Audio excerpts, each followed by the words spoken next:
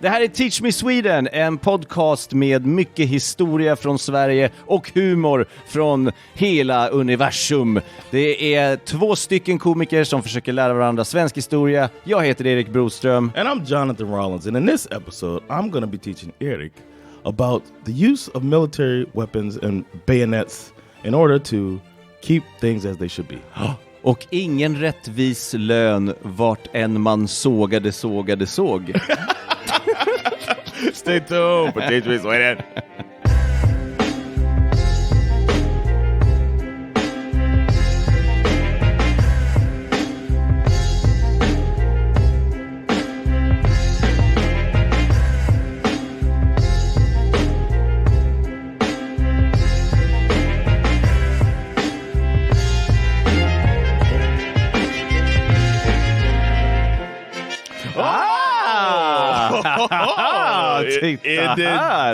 Är det du, Jonathan? Oh, what does Al Pitcher say? Nay, man. Vem? Al Pitcher, he does the nay, man. Jaha, nej men. Oh, that's how it goes. Nay, man. Shout out to Al Pitcher. We got to get him on here. I'll get in touch with him. Yeah, it's our homie. Ja. Han kanske ska hyra oss. Vi har ju många ståuppare som testar sina material på vår scen. Okej. Så han hörde av sig här för ett tag sedan. Vi har inte pratat på det länge.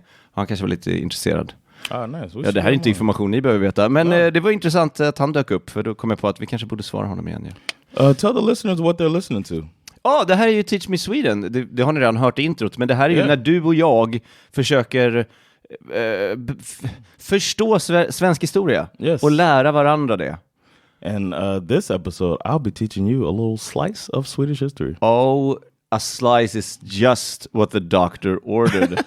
Kör hårt, min vän. All right. I'm hoping you don't know the story. Okay. But let's do it. Mm-hmm.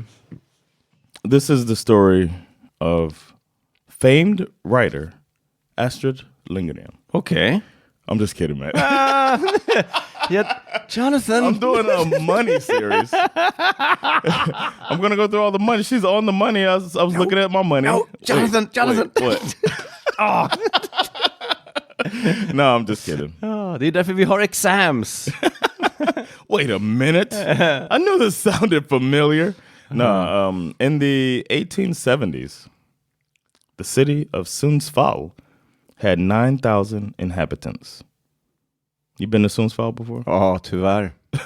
Oh no. Nej, men grejen var att kort instick. Jag turnerade mycket under ett tag med en ungdomsteater och som heter Unget om Pung.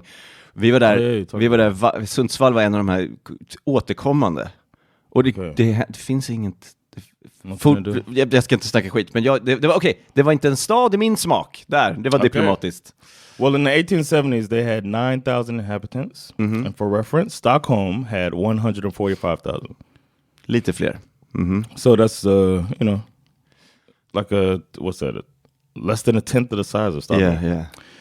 Sundsvall was a working class town. Many people there worked at the sawmills. Mm-hmm. A lot of sawmills there. The neighboring towns of Skön, must be nice to be from Skön. Är det skön, eller? Är det skönig? Är det skönish?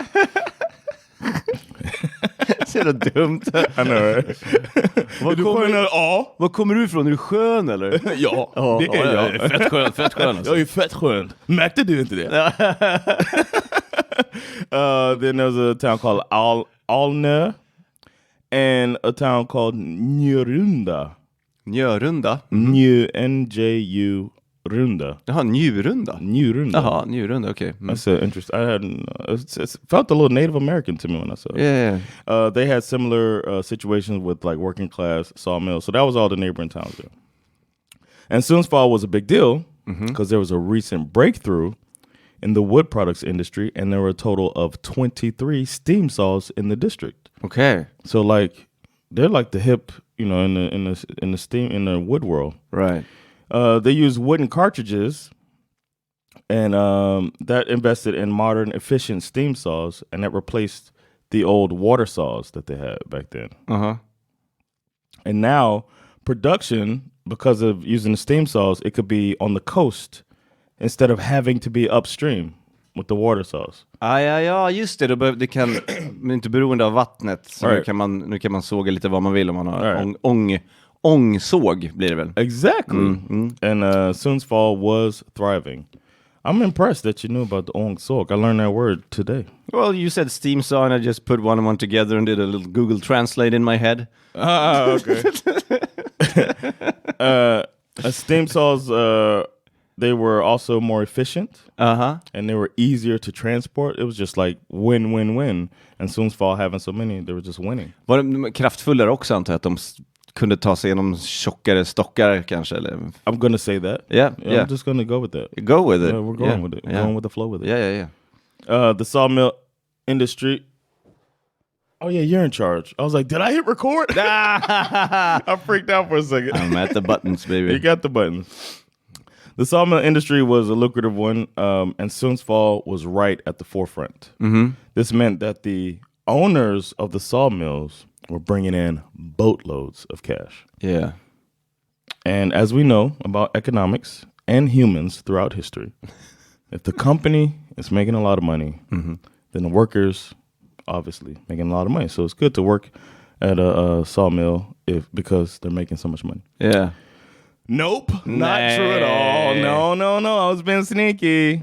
Despite being at the forefront of this growing industry, a large percentage of the workers at the Sundsvall sawmills were living in poverty. Yep. The working conditions were harsh, or described as harsh by them.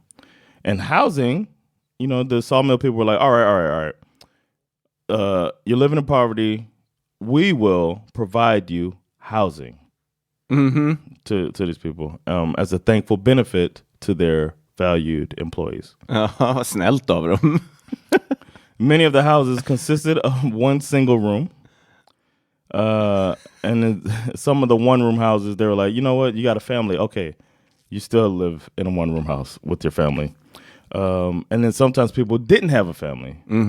And they were like, okay, you will live in a one-room house with that family in that one-room house. So they combined families and random people. It's like, oh, you work here too? Take house number 3 with the full family. Vart ska jag bo? Ja, intressant att du sa det. Har du någonsin sett en clownbil? Det är ungefär så. Vi kallar det för clown house. George, can you press play?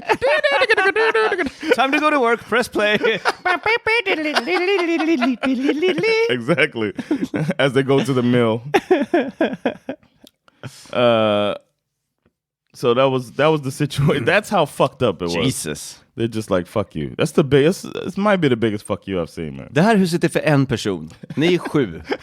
Välkomna! Oh, did I say 7? Now 8. Meet Oscar. You're a new roommate. Literal roommate. Is it housemate? No. Roommate. You all share one room. Oscar är en före detta brottsling, rånare och våldtäktsman. Is he fresh out of college? No. Fresh out of jail. Han kommer passa perfekt. Who's that? What's that wooden thing around that man's head? Well, he's in trouble right now. He's on probation. Som istället för en fotboja så har man en stor stock. in the one room. Ja. That man's watching me, mommy. Han har inget val. Han kan ju bara titta åt det hållet. Han sitter ju fast i den här... It's okay. Vad heter den? Skamstocken heter den, I forgot, man. We talked about an episode too. Skamstocken. It's like, can we, who's gonna feed him tonight? Who's feeding Oscar? All right.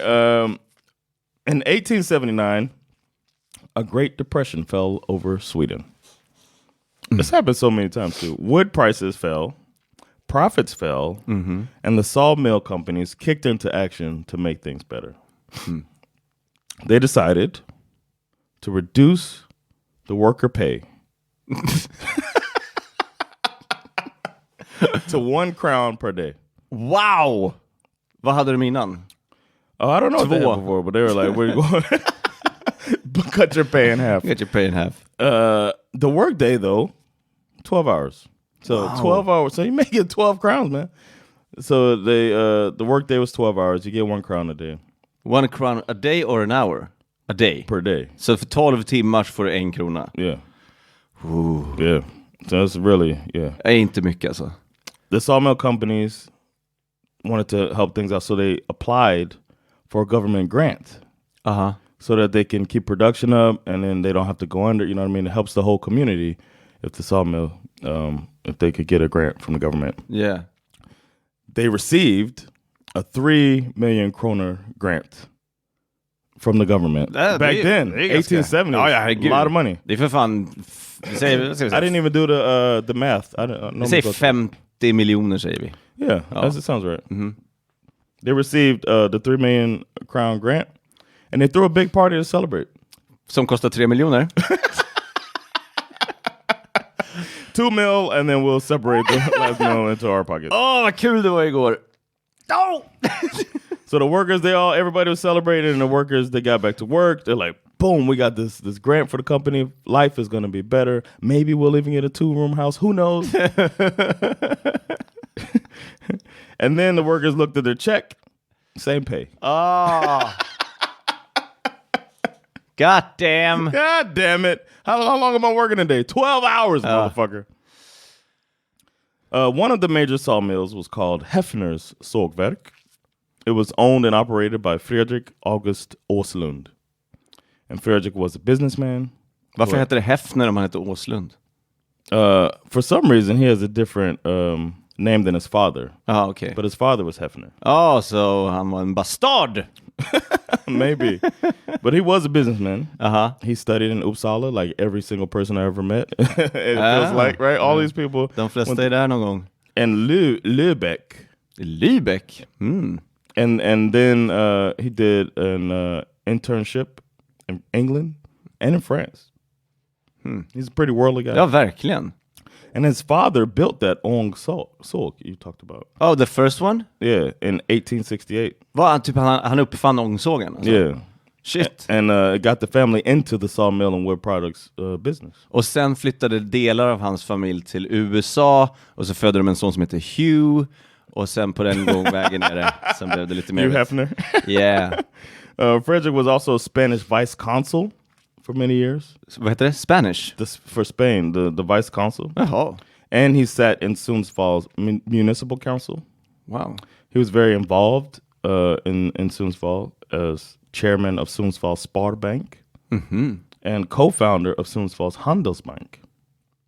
He donated to the orphanage, infirmary, and the workhouse. Ja, mycket fin ju. Sounds like a real nice guy. Vad är den här enkronslönen för skit då? I know, right? Yeah. On May 26th, the workers at Hefner's sawmill, which is where that's August, they had enough. Yeah, ja, såklart. Herregud. They said if conditions weren't going to get better, they're just not going to go to work. Vi tänker inte ta den här skiten längre. Yeah. Oscar slickade på mig i natt när jag vaknade. Jag vaknade av att han slickade på mig. Enough is enough. I couldn't tell if he was shrugging or what with his hand. Yeah. Han hade händerna i en så här, som att antingen att han inte brydde sig eller att han är skadad av att ha varit i skamstocken för länge. But word spread. They're like, some people are not going to work. Får man göra så? Vadå, hade du aldrig strejkat i Sverige? Är det här den första svenska strejken? Wow. I don't know. No, okay. A growing march of workers went from sawmill to sawmill in Sundsvall region and were like, hey man, don't go to work. Yeah. Fuck them. Don't go to work. And up to 5,000 workers participated in just fucking not going to work and striking. Wow. And all but one of the sawmills in Sundsvall region were involved in this strike. Okay. The strikers camped at Norrberget. And then they went without permission to Skarpskyttebanan, which is a peninsula near Kubinkeborg. The strike was, it was, of course, felt financially by the sawmill owners. They're like, dude, we're losing a crown a day. Yeah. Per person. Yeah. And we're not making any, we're not getting any work done. Yeah. And this is Sweden, so if you didn't meet your deadlines, you had to pay penalties. Yeah. So the companies were ending up paying penalties because the ships were coming to take to ship their products and nothing was there. And they're like, you made us ride here for nothing. you got to pay penalty. Men de visste ju, det här är så dumt. Alltså, hur girig får man vara när man säger vi tar alla pengarna och 1 krona var om dagen till er. De fattar väl att det inte kommer hålla och att de kommer göra något åt det. Om de inte strejkar, alltså det blir våldsamt och om de inte står där och sågar, de måste ju ge dem något så att de... Det är så lön fungerar. Yeah. Vad fan? Det är dumt. It's almost a bribe. Yeah. You know what I'm saying? I'll give you this money if you do this work. Lön är en bribe. Lön är en muta. Det är bara så här. Gör de här siffrorna till den här personen. Typ en ekonom. Bara nej. Ja, men du får pengar. Det är ju det. Det är en muta. Muta. Det är en överenskommelse. Tjänst och förtjänst. Men I'm bribing people to come to my comedy club. Yeah, I'm bribing. Give me money, I'll make you laugh. Ja, jag mutar hela min personal dagligen.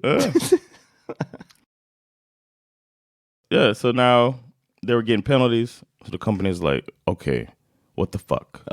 So the sawmill owners, they went to the governor of the area and were like, yo, this is some bullshit, man. This is bullshit. These workers are not coming to work, and we have to pay these penalties. How dare they make us lose our money? Which is a rational argument. Jo, om det var helt logiskt. Men om man tänker på vad de har gjort för att förtjäna det. Imagine them walking into the governor. Hey man, this is some bullshit, man. I gotta report something. Vi har i princip slavar. Och i den bemärkelsen att vi ger dem ett hån till peng för deras tjänster. Och nu vill de inte jobba. How fucking dare they? Who do they think they are? Who do they think they are? Not helping me make more money. Have you received any like windfall of cash or anything you can give them? Well, I got 3 million crowns, but that's for me. Det var för sveda och verk för att jag får stå ut med deras gnäll dag efter dag. So the governor heard this, and the governor's like, "Come on, man. There's only one rational thing you can do when you have an unhappy workforce." So the government went. They talked to the sawmill owners. They said, "Here's what we'll do." They called in some large military forces. Oh my god!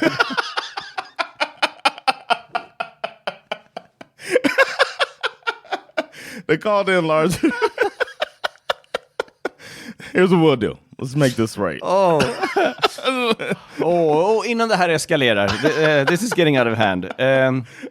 Bring in the troops. Ta hit alla soldater. Ta hit dem. They brought in hundreds of soldiers. And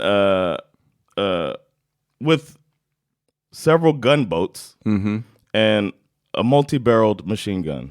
Ooh. Är det en sån där som man vevar? En sån där? Can you just spin it first without bullets in it and just show them we mean business? Yeah. And the workers were like, we're gonna stand strong, remain disciplined, and they were applauded for of all things remaining sober throughout this, like not drinking. Like, good job, guys. You're not drinking. Det är depression, ni har inget att se fram emot, inga livsutsikter. And you're not just wild and drinking out there, because then you give them a reason. So in the evening, you don't want to give them a reason to act out on this. So they're just standing discipline, marching, back then, they didn't really know how to strike, but they're just all together. We're just not gonna work. De visste inte hur man gjorde. Vad vill vi ha? Vi har inte riktigt pratat igenom det.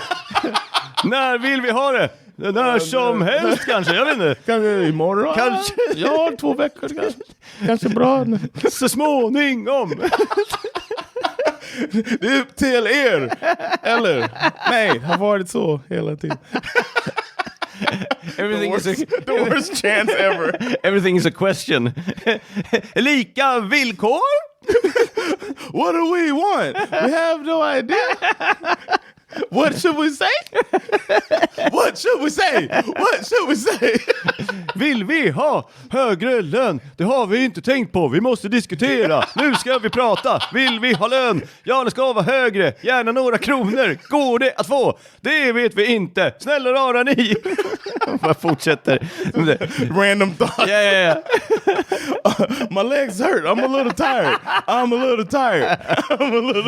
Vi dricker i alla fall ingenting. Ingen fylla för vi är nyktra. Oscar, do you have water?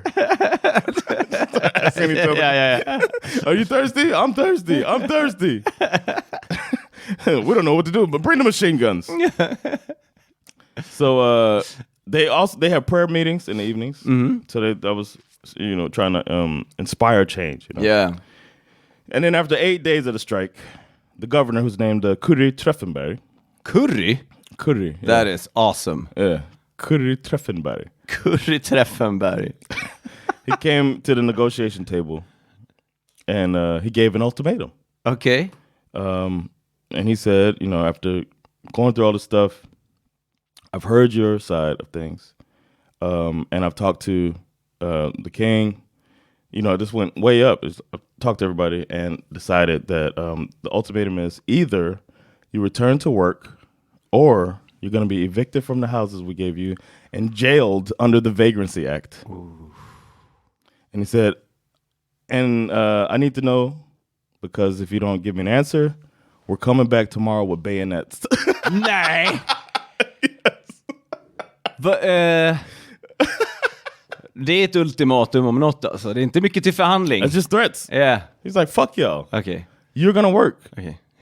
Ja, okej, jag har ett And förslag. this is the governor. It's not even like their boss. Nej. It's like the fucking politician that runs your region. Statsministern. Ja, men säg jobba eller bajonett. Det är väl en bra förhandling. Då har de ett val. Kan vi välja? Wow, that's a way to negotiate. Mm-hmm. So the strikers were intimidated into resuming work. Ja. The actions of the governor and the military meant that the conflict ended without the sawmill owners ever having to negotiate the working conditions at all. Jesus.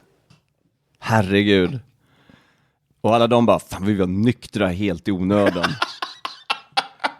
Det kunde festa. Now we want a drink. As they walk out sadly, now we want a drink. And this is when alcoholism was born. Yay! The sawmill leadership, since they didn't have to negotiate, they threw another party. Yeah. To celebrate this victory. Så de hade flera miljoner att festa för. Yeah, man. Yeah. They just throwing money around. Shit. There were some people who remained on Skarpskyttebanan, the peninsula, and they were forced away with bayonets. Oh, shit. And the police and military later detained some workers who got singled out. The sawmill owners were like, this motherfucker. They were pointing out people that were like, they think started this whole thing, making this whole uncomfortable situation. Oh, fy fan. Yeah, they're August, man. He's like, yeah, but I'm giving money to charity. Ja, det är så dumt. Det är så konstigt. Det är så dubbelt. Att han, Several workers were prevented from continuing to work in the city and were evicted with their families out of the housing anyway. They're just like, no, you started this shit. We don't want this to happen again. I used to work for FedEx, and I worked for FedEx Ground. It's like for like business to business or business to home, and they are not unionized. And the way they talk about it, it's almost like a brainwashing. If they find somebody who used to is trying to work there and they used to be connected to, they won't even hire. If they used to be connected to a union, they're like, fuck that guy. It's like a huge thing, man. And it seems like what they were doing, but from the other way. Yeah. If you try to like have a meeting and try to get a union started, you're fired. Yeah. It's herregud alltså. Yeah, it's insane. The governor had been supported by then King Oscar II. Den gamla rackan. And he later explained his action by saying violence had been committed against workers who did not participate in the strike. So that was what he said, like that people who didn't want to strike were getting bullied. Mm-hmm. And he judged that a clash was likely between strikers and strike breakers that came from Finland and other places on the situation. Just det. That's what he was saying. So then he said that, therefore, he'd been able to apply the Riot Act, but considered himself to have a milder treatment by calmly breaking up the strike. Okej. Calm, jag vet inte. I just threatened their lives and their livelihoods and to make them homeless. Och allting gick väldigt fredligt till. I think I deserve a pat on the back. Can somebody say tack governor? I haven't heard that. That's one thing I haven't heard. I'm Governor Peacemaker over here, man. And I have a peacemaker over here. The county, he explained that the arrest that led to the acquittal with the fact that they did arrest some people. And he said, like, this is, see what I mean? We arrested some people. That shows that it was going to get violent if I didn't act. So the strike effectively ended. Remember, it started on May 26th. It ended on June 4th, 1879. Okay.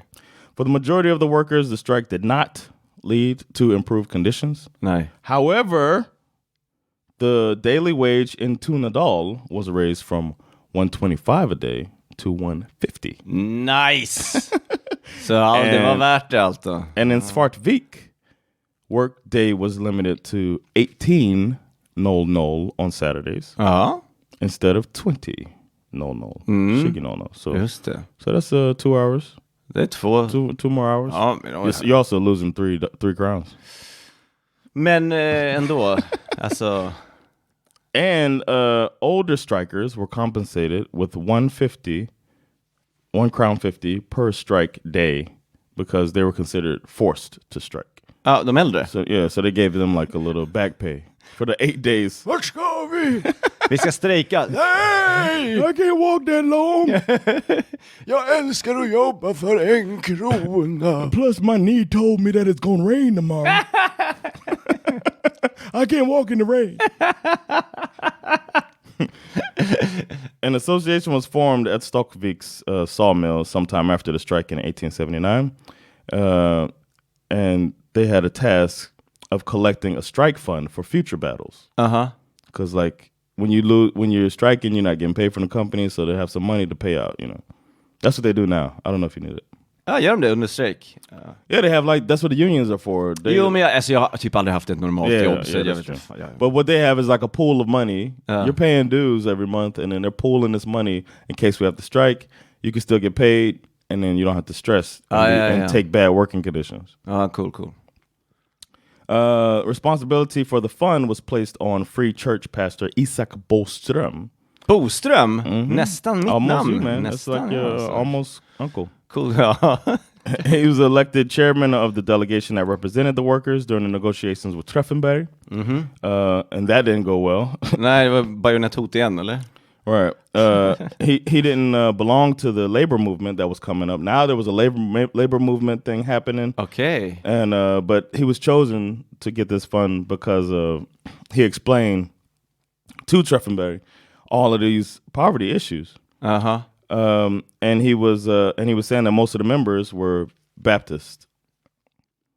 And then this politician who we might hear about in the future, August Palm, he came to the district, and the strike fund collapsed completely because Palm, he was a political agitator, and he delivered a violent speech with coarse language about religion and how it doesn't need to be involved in this type of stuff. Okay. And then the Stockvik workers that were believers, including Erik Broström, were scared away from the union. They were like, people think we're evil. And then that fell apart because of this guy, August Palm, who was a known agitator. Ganska smart ändå få bort... break the unions. Another strike came about 10 years later, but the workers were still not yet organized, partially because of this running off of agitation. And it was only much later when the workers were organized that negotiations on terms took place between the parties. So this was the beginning, and then a couple decades later, they finally got organized and were able to get better conditions. And that is the story of Sudsvallsstrejken, one of the first strikes in Swedish history. Oh my God! And I did that because it's Labor Day coming up, or Valborg. Ja, har det med jobb att göra? Jag hade ingen aning. Isn't that when people don't they go out and have the protest? Ja, 1 maj. Ja. That's coming up, yeah. Valborg är mer 4 våren och 1 maj är... It's the day after, yeah. right? Okay. So you're supposed to be a bit hungover from staring at a massive bonfire. Yeah. Cool tradition. I love the smell. Ja, det är kul. But yeah, man, that was it. I thought awesome, that was a cool story, man. I wanted to find an old strike to talk about. I love it. Ja, snyggt. Yeah. This is fun to do. And those of you that aren't contributors, it's nice if you do contribute at patreon.com/teachmesweden. If you got, you can give as little as 2 crowns. Yeah. 10 crowns. Just nu tjänar vi 1 krona per avsnitt, så det vore skönt att höja den. I know, right? Yeah. And speaking of a union, we might go into strike, people. If you don't join Patreon, we will hit you with some bayonets. Just throwing it out there. Då går vi i strejk och söker upp er med våra bajonetter. But 10 crowns a month, 10 crowns per month can get you ad-free episodes. And we put some video stuff out. Some of our Patreon subscribers are watching this on video now. Oh yeah. We got individual cameras now. We're bouncing back and forth. Jag vet det. Kolla nu ni som är Patreons. Kolla vad vi switchar mellan kamerorna. Det här är rena rama Steven Spielberg in the making. Yeah, man. Ja, det där vill ni se. Så bli Patreon. Vi uppskattar verkligen all hjälp vi kan få för att vi tycker om att göra det här. Vi vill fortsätta göra det forever. Yeah, and if you have some suggestions, teachmesweden@gmail.com and Swedish for Erik. You just got one I sent to you. Ja, jag vet. And then English for me. And we promise not to peak. And thank you so much. This has been Teach Me Sweden. Jonathan Rollins. Och Erik Broström. Teaching you Sweden. Peace. Fred.